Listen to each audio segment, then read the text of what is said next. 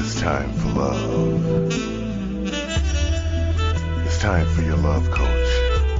Let's find out if you're ready for love. Here's your marvelous host, Nikki Lee. Hello, and welcome to Ready for Love Radio. This is your host and love coach, Nikki Lee. Now, today, folks, I have got something very unusual planned. I have actually got a guest that's from the same place I am. That, y'all know I interview people from literally around the world, but I've actually got somebody that is moving to my hometown in about a week. So I guess about 2 weeks. So Janelle, it's awesome to have you with me today. And like I said, y'all probably have boxes everywhere and all this kind of stuff, and you're going to be about 2-3 miles away. So how are you doing in between all the packing and whatnot? Oh, I'm just absolutely excited and giddy like a schoolgirl. We met on LinkedIn. Yeah, we did. So I'm going to call you Janelle Schwick, but would you like to pronounce it the proper way? Sure. As I did explain to you earlier, my husband is from Krakow, Poland, and it is pronounced Schwick here because the Americans have such a hard time pronouncing the way it really is, and that's Schwick. So you're about to move from Charlottesville, the home of UVA and Thomas Jefferson and Madison, over to Stanton here in the gorgeous Shenandoah Valley. But you were born in Denver, raised in Pittsburgh, and I will tell you that we have a number of people that listen from Pittsburgh, and actually there were a whole lot of people listening an hour ago to the Bright Powers Hour from Pittsburgh. Lots and lots. Wonderful. Yes, and you are a graduate of Regis University with a BS in applied psychology, including human sexuality. And I actually, when I got my love coaching certification, that also included quite a bit of human sexuality. Fascinating topic for anybody that hasn't studied that. Just fascinating topic. You're also a concerns us all. And much more involved than people may realize, I think. But it helps explain a lot of things. It helps us understand ourselves, I think, a lot better too. But absolutely, and so taboo in the past to even talk about it, especially as women. And now as something that is, we can actually discuss. How nice! I mean. It wasn't long ago that we weren't even supposed to have any sort of real sexuality at all. That was just for procreation. So nice it is to be 2021. in some groups. In other groups, you're still not supposed to have any. But that's a whole other topic. And if you had ever told me I was going to have a radio show for 8+ years about sexuality, I would have gone, yeah, right. But let me see. You're also a certified life coach, a certified independent travel agent. You are a global traveler, and author of a book called Dream Until Your Dreams Come True, which we're going to talk about. You recently passed the real estate course. You have a European husband of 12 years, and they're starting a real estate business called Prime Acres, and they're settling. They're settling here on June the 10th with their 3 wonderful dogs. And I covered Muse's ears while I said that, so he didn't get jealous. Like I said, in the beautiful Shenandoah Valley of Virginia, and it really is beautiful here. If you like mountains, if you don't like mountains, you might not like it here so much. Of course, she is from Colorado, so she may argue the mountains part with me, but we won't go there. I will tell you, Blue Ridge Mountains take the cake over the Rockies because of the dryness. There's a lot of beauty out there. Don't get me wrong; it's still gorgeous out there in Telluride, but there's just too many people out there. It's teeming. You can still enjoy a hike like I did yesterday in Shenandoah National Park. And no one was around, just me, the mist, and the 3 dogs. It was magical. And a deer. But, yeah, I would be surprised if you didn't see at least a deer. So. Yeah, they were chasing. Yes. Oh, I hadn't thought about that part. Because I had some friends that moved here from Colorado, and they're like, these aren't mountains, these are hills. And I'm like, okay, these are my mountains, so back off. Right. So. The oldest in the world, the Appalachians, created by that hitting of Pangaea with Morocco in that northern part of Africa, as you know. And so that's why they're one of the oldest. But I just love the history and the feel of it up there. I do. Yeah, it's, like I said, it's a beautiful area. And it's, I like my mountains. So, well, and right here, we're right from the Blue Ridge, and it just, being right here between, I look to the west and there's mountains, I look to the east and there's mountains, and, and then you go about 3.5 or 4 hours east and there's the ocean. Yeah, that's what Colorado doesn't have. This is true. The ocean is not quite that close to Colorado, so. We have an interesting group of things we're going to talk about. I was looking at the list of things that you sent me you want to talk about, and this is going to be interesting. So psychology, if I actually had thought about going back to school and taking some classes, but I can't work it out just yet. But, you never know. I might work it out. So you mentioned something called positive psychology. What is positive psychology?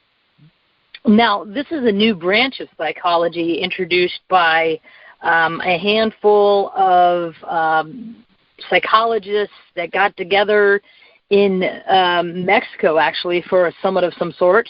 And one of the gentlemen, led by Dr. Martin Seligman of the University of Pennsylvania, and they all noticed, studying all the negative effects of humanity, the DSM-4, et cetera, all these things.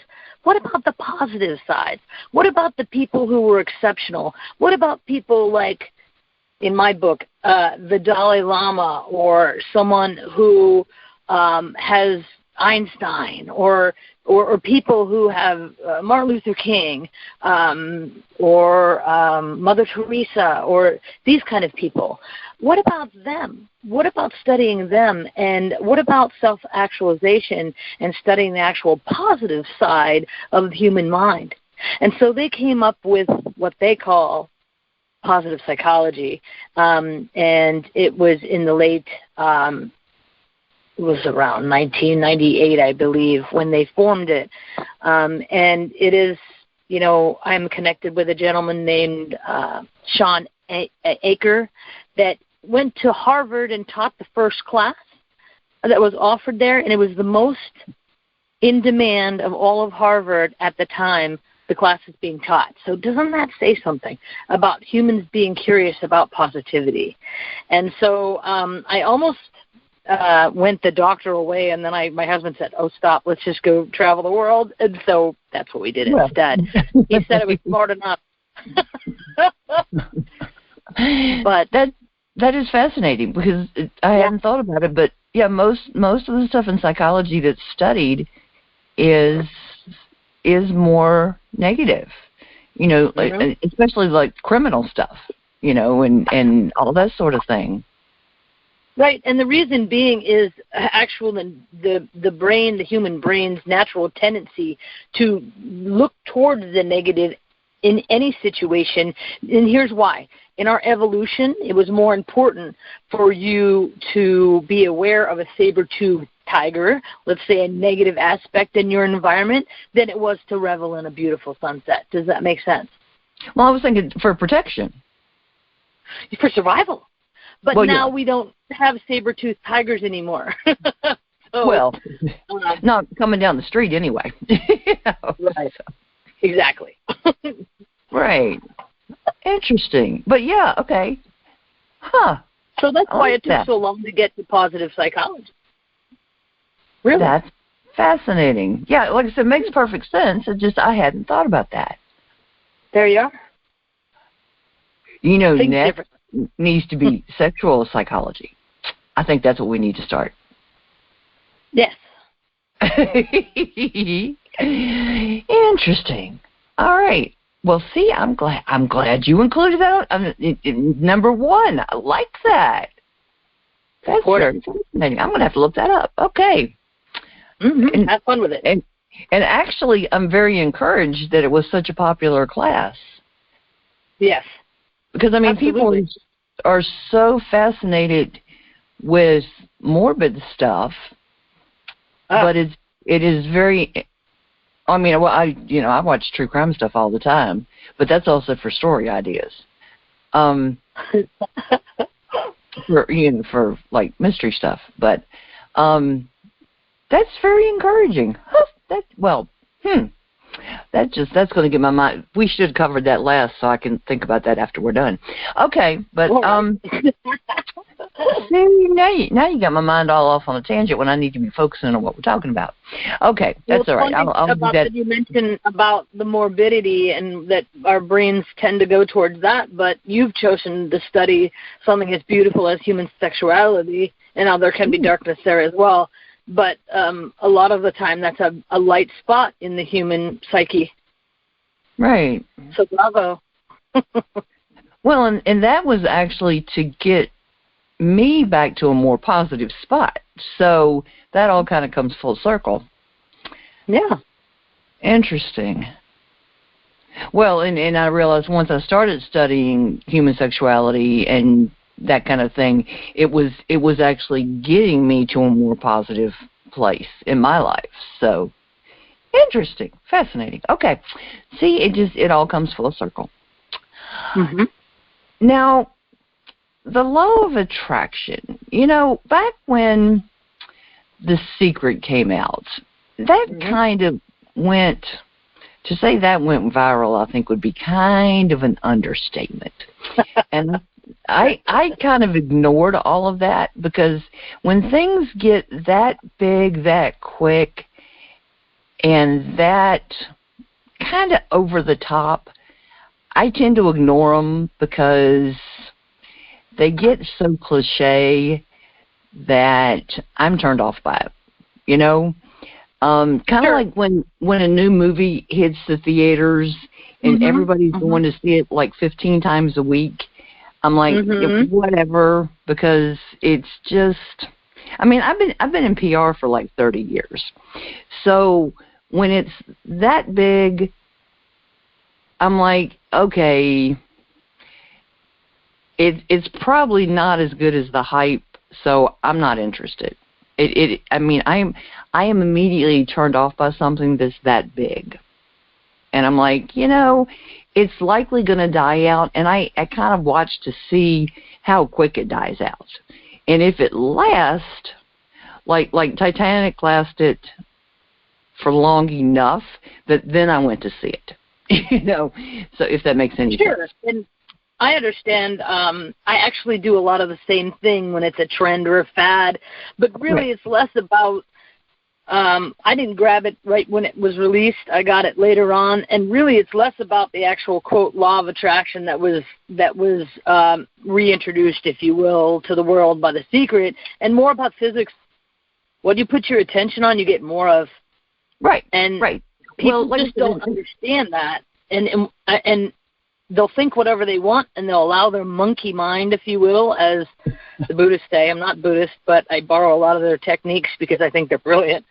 And the monkey mind just goes wherever it wants all day long, and if you don't have any control over it or engage in any sort of meditation or any sort of practice and really focus on what you want, that brain will just, take you in all kinds of interesting spots. And so that's one of the best just to remember that what you put your attention on, you get more of. So whatever you're thinking about, you're in control, not just something out there, you know. I believe in an energy. But for me, it comes down to the physics of what you're putting your attention on, you get more of. And for me, it's brilliant, and it doesn't need a book or a movie to enhance it for me. So I'm with you there.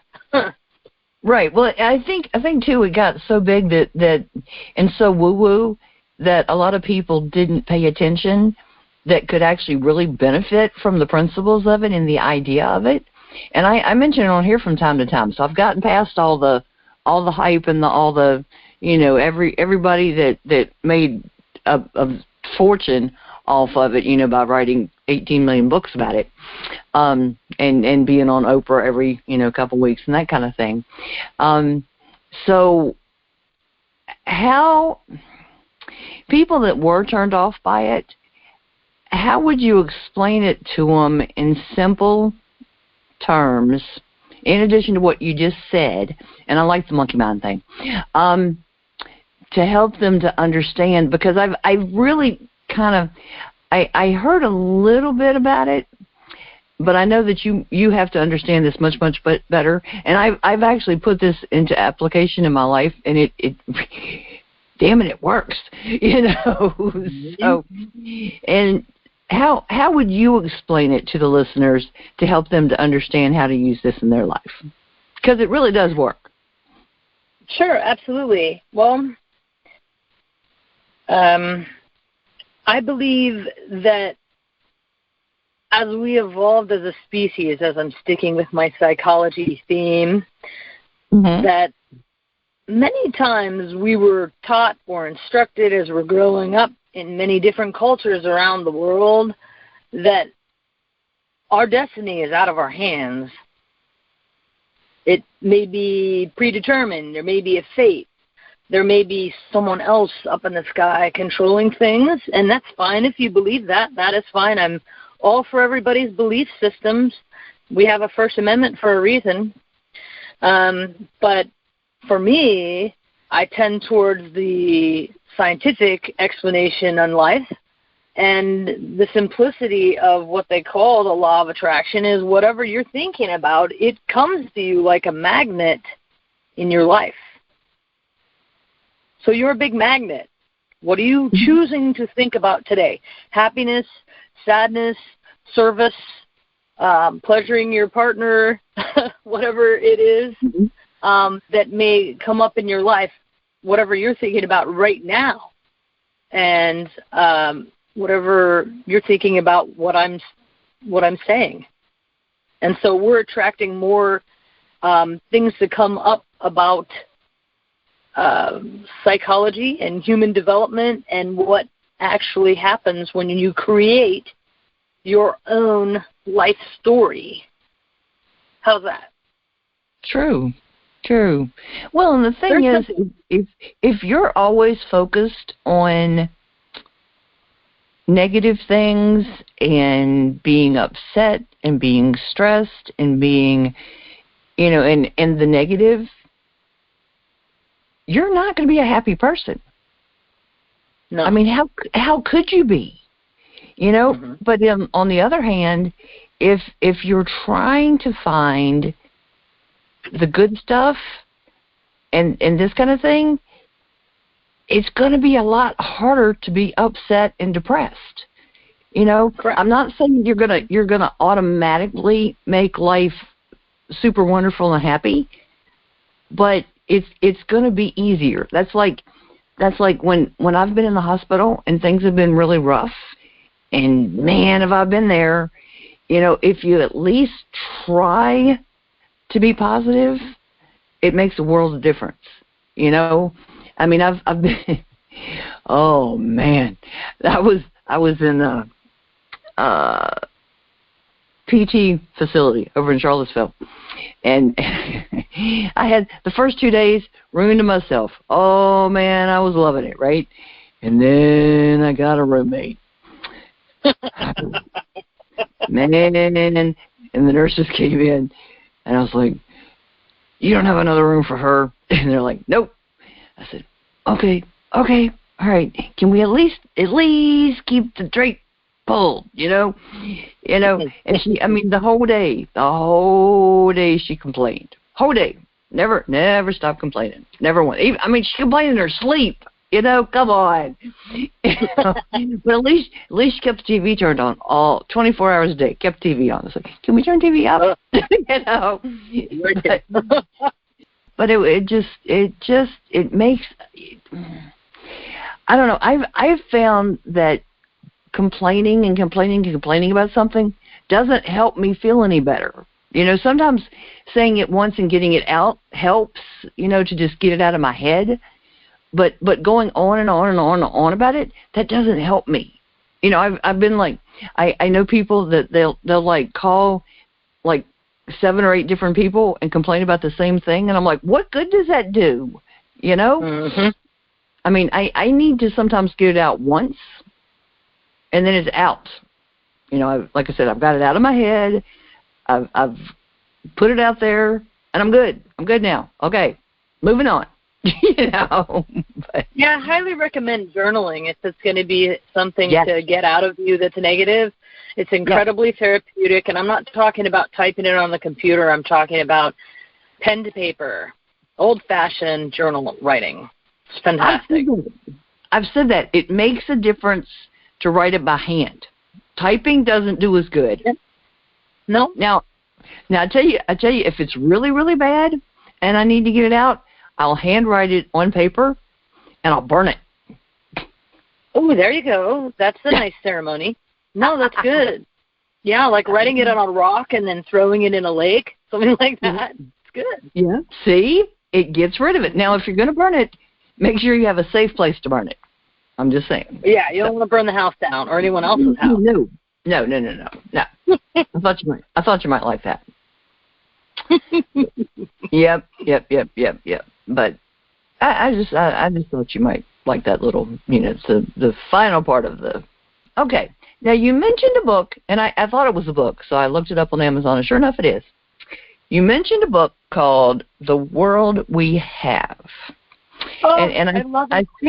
I think that you actually in the book you mentioned another one of his books. But now tell us about The World We Have. You said it changed your life. Yes. Now, this was very unusual, and I was roaming through a Barnes & Noble. I'm a reader and a writer, and I was in the area of, I'm not so sure where, but different thinking, etc. And I'd never thought in a million years to read from a Zen Buddhist monk. I had friends of mine that were kind of New Agey out in Denver, as you can imagine, and they, sung the praises of such writers. And so I thought, I'll try this out. It's ecology. I love animals, and I love the nature and all this bit. And how it changed my life is it introduced me to a way of thinking that was so different from the way I was raised. Now, the way I was raised was a fine way to be raised. My grandparents raised my brother and I up in Pittsburgh, and I was raised in my great-grandmother's house, and there were lots of strict rules, and there was a mansion with an elevator and this kind of business, and they were very strict and fantastic people. However, there are some things that as I got older, I wasn't quite sure that it was in line with the way that my life was going. And so I was looking for different answers. And so I picked up this book, The World We Have, and I started reading it. And what it really highlighted was we have this amazing earth. I am definitely an environmentalist. And we need to be stewards of this beautiful planet. And if we don't change some things quite quickly, there's going to be some catastrophic things that happen. And all based on scientific research and whatnot from Mr. Thich Nhat Hanh, who is now 93 years old and living in France, and now not really exiled, but had to leave Vietnam. He was nominated by Dr. Martin Luther King in 1967 for the Nobel Peace Prize. This guy knows what he's talking about when it comes to peace. And he has started a village in France called Plum Village. And there he lives and has just survived a devastating stroke, I think about X amount of years ago. And he basically says, you are the solution and the problem. As humans, I say this now too, we are the problem and we are the solution as well. And that can be looked at as in an encouraging way. Some of the things in the book talk about him choosing to be a vegetarian. My husband and I were carnivores like crazy all our lives, and recently at the beginning of this pandemic, although we tried before to be vegetarian, we went vegan for 6 months. And then we decided that more of a Mediterranean diet or a pescatarian diet, which means you eat fish, everything from the sea, and then everything else is fine except no land animals or, no flying animals and that kind of thing. And it's changed our lives. I mean, our personalities have changed for the better. We're more calm. They put so many things in those poor animals. And it's a horrible slaughterhouses. There's nothing good that comes out of that. If you love steak, think about it for a minute. And what I learned from the book, The World We Have, is not only that I need to go back and take care of my Mother Earth, but also I need to go back and take care of me and feed myself different foods. And I didn't do it right away. You know how you read a book and you learn all these wonderful things, and then you revert back to, oh, that was a great book. And you know what I mean? It took us quite a while, but Chris and I have made this commitment, and it's absolutely extraordinary when you can think about how many animals that we have not eaten in the last, April 4 was our year anniversary of being pescatarian. And you think about how many cows we haven't eaten, how many pigs we haven't eaten, how many turkeys, chickens, all that stuff. It's phenomenal. And it's really exciting to be part of that good change. And diet is so key to health as humans. And if we can change ourselves, be the change you wish to if you want the change, like Gandhi said, you have to be that change first. So change your body, and that becomes part of the healing of the world. And it's a big deal, and I challenge everybody listening to do it. It's amazing. You'll love it. Remind me when we're done, there's 2 restaurants then you're going to have to check out if you haven't already over here. But we'll talk about that afterwards. There's a lot of restaurants I want to check out over there. Stanton's amazing. Well, these are 2 known for their seafood. So, yep. Okay, now speaking of the earth and land and that sort of thing, and we have beautiful land over here. Why is land so precious? They're not making any more of it. Well, this is true. Now, this is true. Technically, they are in Hawaii and places that have volcanoes. Okay, so that's more added real estate. And Dubai. Dubai. And other places that have the volcanoes. Yeah, correct. So I want to make sure that everyone understands that. But, okay, joking aside, they're just making more humans. More humans. And then a lot of humans that are rushing to the cities. And for me, I'm rushing out to that beautiful Augusta County. I can't wait. It's gorgeous here as well. But that Shenandoah Valley is one of the most beautiful pieces in American today and in history. So many things happen. That was the breadbasket of the United States. That's why the positioning of Stanton is so important. Yeah. Well, and so much of our founding history, I mean, it started here. So, yeah. Yeah. I mean, I love history, and so much of it was like right here. So we're actually going to Williamsburg at the end of June, my husband's birthday, and our 12th anniversary. And the reason I was reading an article this morning, and I mentioned this because you said you love history, at the surrender of Yorktown with Cornwallis and the British, you with me? Yep. My seventh great-grandfather up the tree, okay, Sir Ebenezer Denny, who in turn became the first mayor of Pittsburgh. Hello, all you Pittsburgh listeners. I'm a direct descendant, and that is the most read journal of the actual what happened during that time when the almost Americans, were defeating the British right there. And it's, I'm not sure if they actually have the journal there or if it's in Pittsburgh, but fascinating history there. Awesome. See, just very cool, very cool. All There's right, lots more in that, but it'll take a whole other radio show. There you go. For the history of the family. Pretty amazing people. Yeah, I'm proud of them. Like I said. And the women that served them, right? There you go. Right. There you go. That's right. Now, you mentioned something I haven't heard of, but I love the sound of this. What is travel therapy? Oh, I'm not even sure that I may have made that up yesterday. Because I think I need this. I don't know if anybody else has come up with this, probably somewhere, but I was thinking that's what I do. Once a month, or if it's a long time and I have to wait, maybe every 3 months, maybe 6 months. Usually don't stretch it that long, but doesn't matter my circumstances, where I am in my life, I'll go off and have some sort of an adventure, whether it's within the state or on the other side of the globe.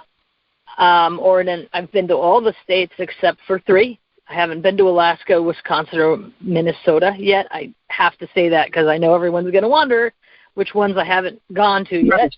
Exactly. And it's because my family has 200 acres up in Ontario, Canada.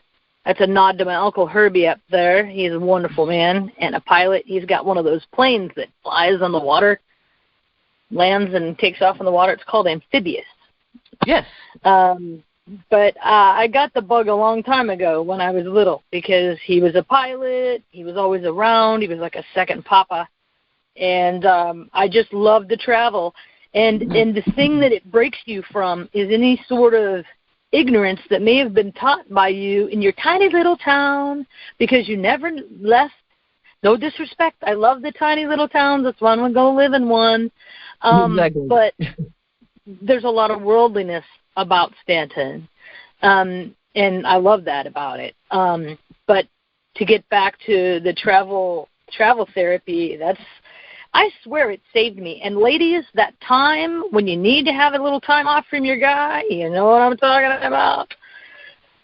Once a month, take a trip. Even if it's 2-3 days, just get out and go. Go with your girlfriends. Go by yourself. Do some self-care. I take my pups with me because they're certified travel pups, and I can take them anywhere. And it's just a brilliant way. What I say, too, is always change the scenery, but always keep the same husband. See, a lot of people change the husband and keep the same scenery. Whatever works for you, but this works for me. It really, when I come home, it's like I haven't seen my husband in 2 weeks, and we run to each other, and there's all kinds of beautiful love there. Some people say, well, I can't afford it. You can now. You can, even if it's for one night. Even if it's just an hour away. Get away, like I did yesterday. Went to Shenandoah National Park I was only there about an hour, and it was completely refreshing when I came out. So it's not really about a big, huge, pack a massive suitcase. It's about taking your brain, changing your physiology, as my friend, or I should say my life coach in theory, Tony Robbins, who I've been following for years and who we saw out in Colorado. He's a great guy. Change your physiology and change your focus. And then watch the attraction of your ideas completely shift, right? You went from upset and growly and fighting with your family or your loved ones to a refreshing, it's like taking your brain and putting it into a washing machine, yeah? You come home and everything's fresh again. And you can look at it with a new perspective. Maybe some of those emotions have cooled, and you can sit down and talk about win-win situations in your relationship. Yep. I tell you what I used to do is take off about one Sunday afternoon a month and take my camera and go out, and I actually got a map of the county dedicated just to this, and I'd mark the roads I went to, so I made sure I went to different areas, and I love checking out architecture, right? Mm-hmm. And so what I did is I'd go out and I'd find cool houses, or even just parts of houses, and interesting little buildings and this kind of stuff to take pictures of. And every time I finished a road, I'd highlight it, so I knew I'd already been to that road, and I'd just roam around. Well, and the map also served the purpose I didn't get too lost, So, and I'd just roam all over the county and take pictures, and just run around for hours and hours and hours. And I just had more fun. Very healthy. Plus, and I do it when the weather was nice, so I'd have the windows down and just take pictures, and I'd end up, and I've got a 4-wheel drive, so I'd end up in the middle of, like, who knows where I might end up. But I just had more fun doing that. That's awesome. Yeah. That's travel therapy right there. We better coin that. Yep, see? But, yeah, I had more fun doing that. Oh, gracious. All right. Now, how does a person attract what we might want to call old-fashioned love? So how about first, what would you call old-fashioned love, and how do we attract it? And the thing that's so wonderful about this is it doesn't work for everybody, and we have a modern world, and I'm all for that. It's grand, and I'm all for, I'm a feminist that loves men, just so you know right off the bat, everybody. But I will tell you that a lot of women that I know or have known in the past, they'll go griping around wondering why they haven't met this great guy, and they're griping. They're complaining, and what you should be doing is, first of all, stop the complaining, okay? Be grateful for everything that you have now, right? And start becoming a better woman, okay? Yeah. Once you become a better woman that loves herself and is kind to others and all these things, you're going to attract, because your thoughts, right, are going to attract a better man.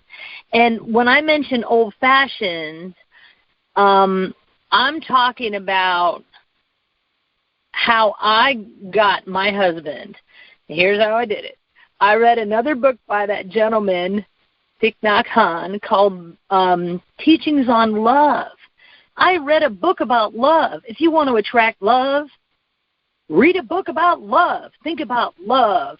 Draw about love, paint about love, walk about love, whatever. Speak about love.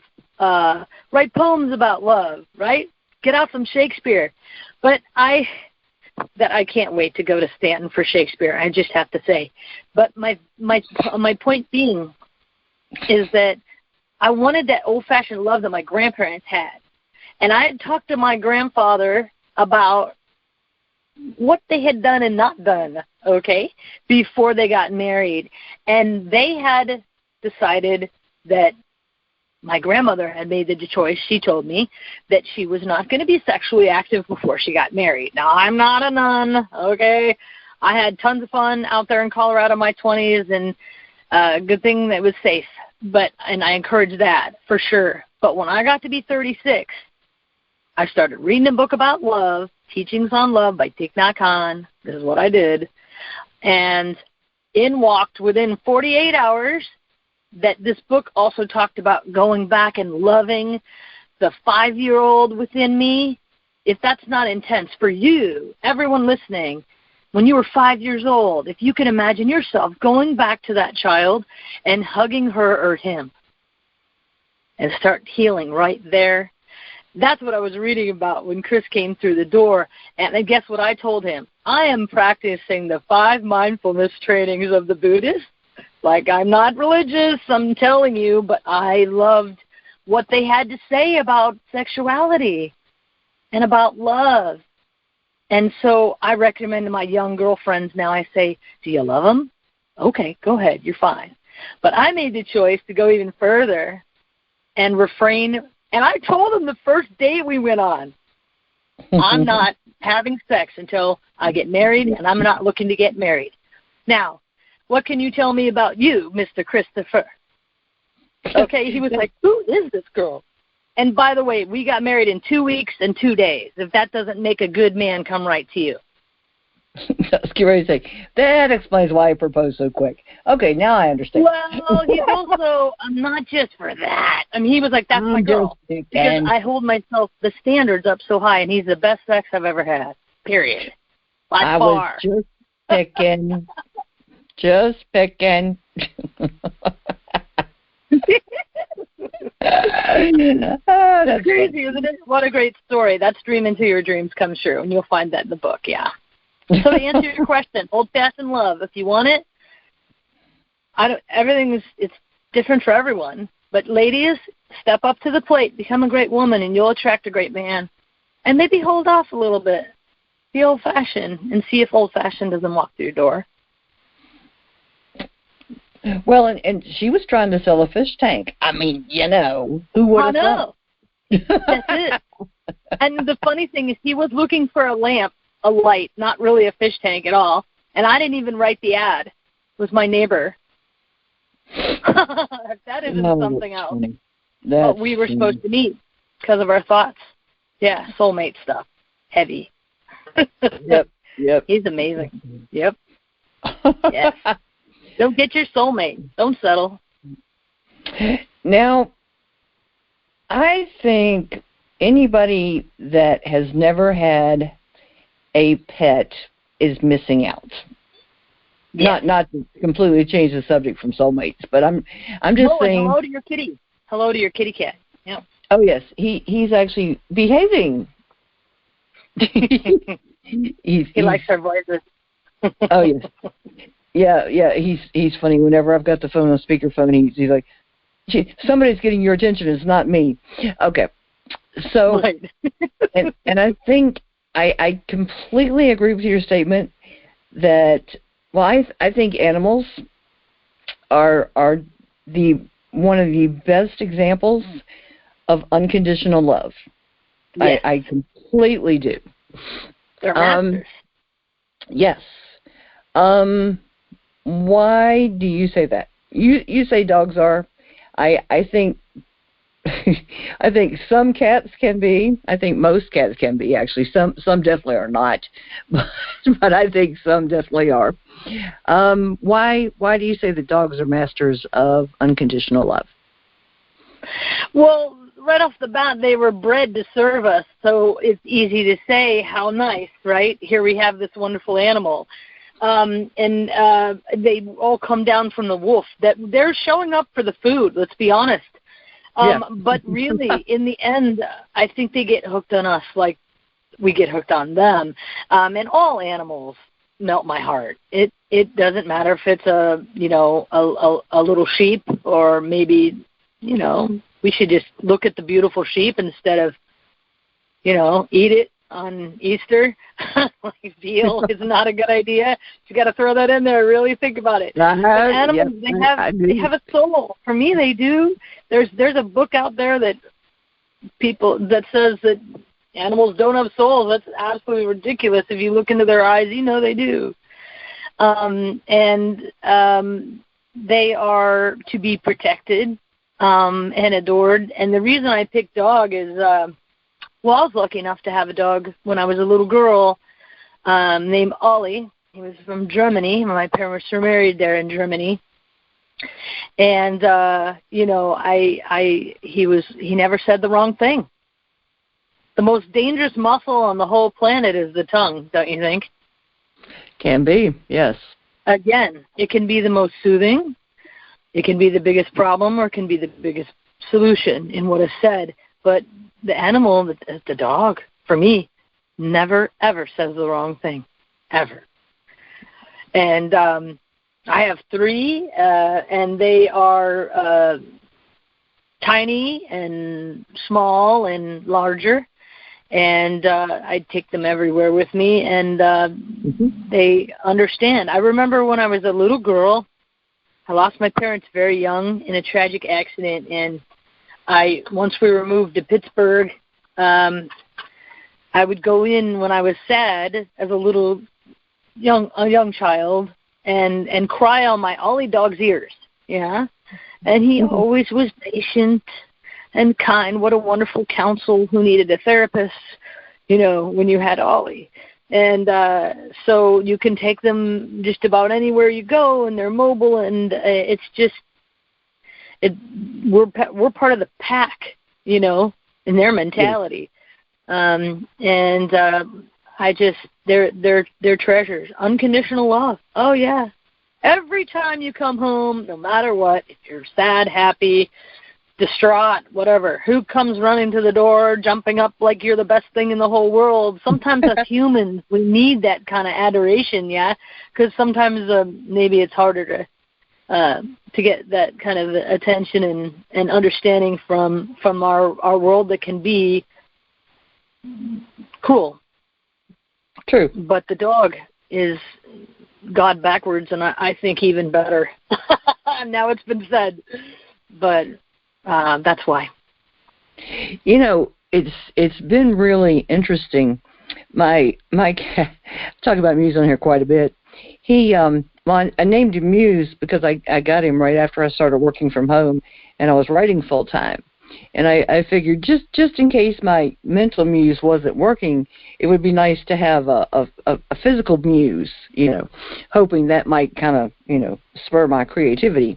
But his personality, I've had him for just about 16 or 17 years now.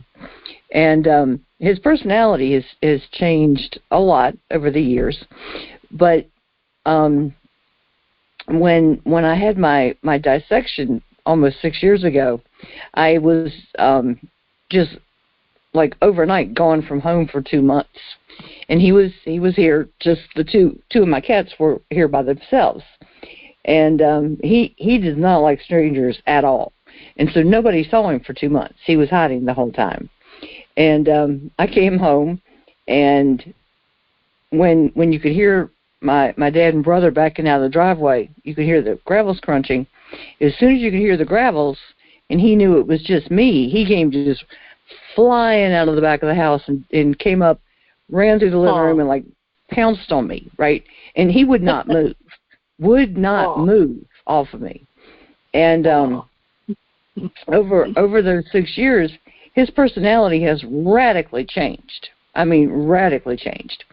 And over the last 2 times I've been in the hospital, he stayed with friends of mine for the month I was in the hospital. Well, the last time it was only 10 days, thankfully.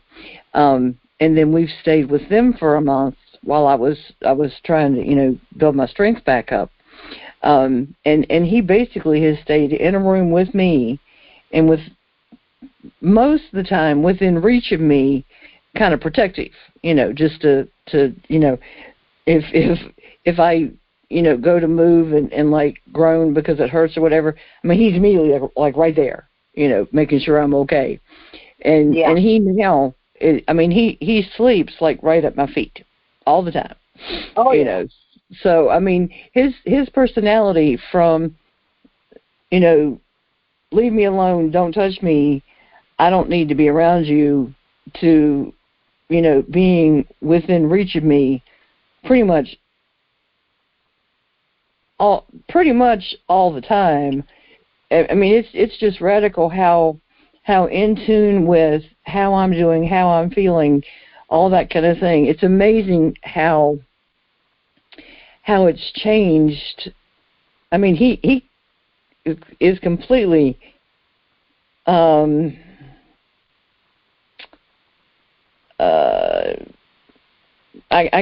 tune is the best way to explain it. I mean, with how I'm feeling, how I'm doing, all that kind of thing. And my other cat, I mean, I really think that he knew how sick I was weeks before I did. Oh, yeah. Which I just find it amazing. I really do. I wish he could have told me, but I wish he could have told me. But I just find it fascinating. I really find it fascinating how much. And it's so neat. When I had the surgery in 2019, I had my heart valve replaced because it was leaking, and so while they were doing open heart surgery on the aorta, they went ahead and replaced that. And so what Muse does now, and it's very, very difficult for me to work when he does this, he actually climbs all over me when I'm working and sitting down, this kind of thing, so that he can lay across my heart. And the funny thing is, if anybody comes up to me now and they put their head against me, right, or lean against me, they can hear my heartbeat. So I know that when he's laying there, he can hear my heartbeat too.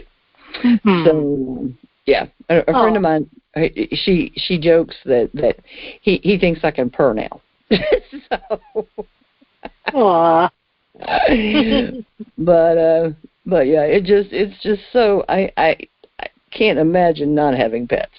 My earliest memory of having pets is when I was like 3, So, and we've always had some when I was at home, living with my parents, and I mean I've pretty much just about always had at least one pet of my own. So, but highly recommend it. But you got to take care of them. Yeah. Everybody go adopt a pet if you're able to be a good pet parent. Do it today. Go to the shelter and select your new best friend. Exactly. Like I said, you gotta.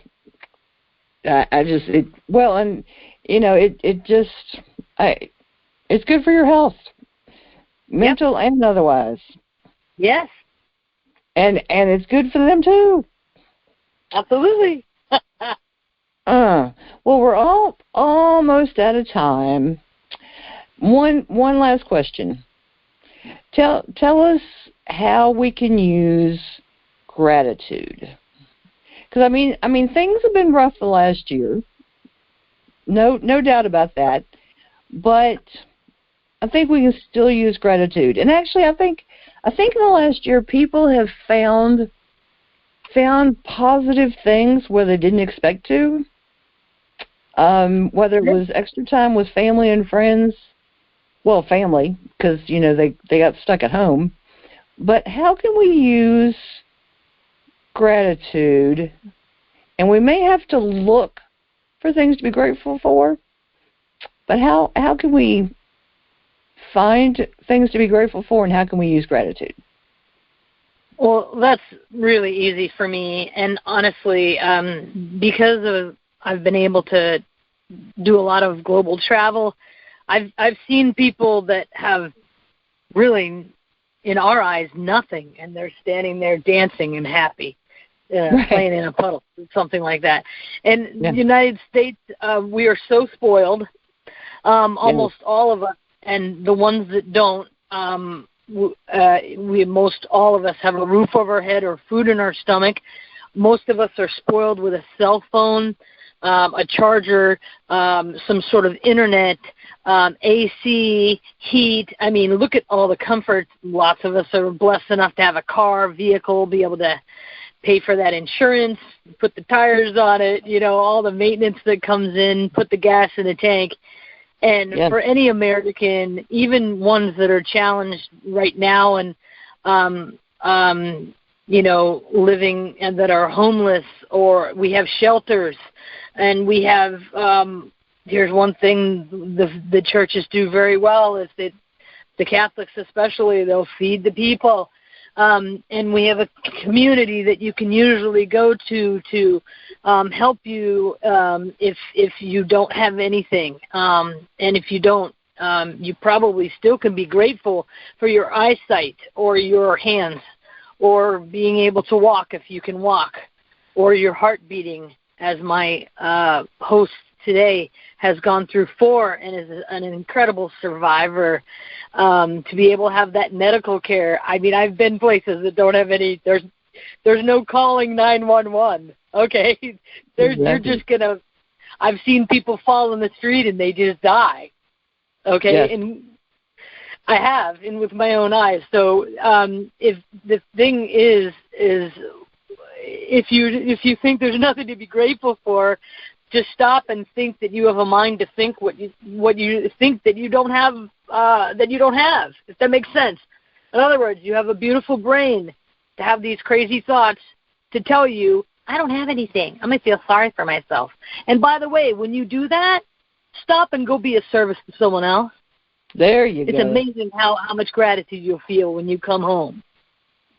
Exactly. It's all about gratitude. Thank you for answering it that way. I like that. I yes. Mm-hmm. You know, it amazes me, the people that complain that they have nothing to be grateful for, and yeah. I even in the hospital in pain, I'm thrilled to wake up. You know, there's been enough days that I didn't, and I wake up and realize I lost 5 days, and I woke up to the point where I literally cannot move without help, but I'm thrilled I'm awake. But thank you for answering it that way. I appreciate that. So tell folks how they can find out more about you, and you should definitely go to Amazon and look for her books. Dream Until Your Dreams Come True, and check the inside the book portion, and you got to read the first chapter. You got to. It was very entertaining. I thoroughly enjoyed it. Wonderful. Yes, you can go there. Also, you can purchase the books as well as Kindle. If you prefer to not cut down a tree, I'm all for that as well. That's where it's offered. It's just under my name, so it's Dream Until Your Dreams Come True. I am Janelle Swick. CWIK is the last name, first name, Janelle, JANELLE.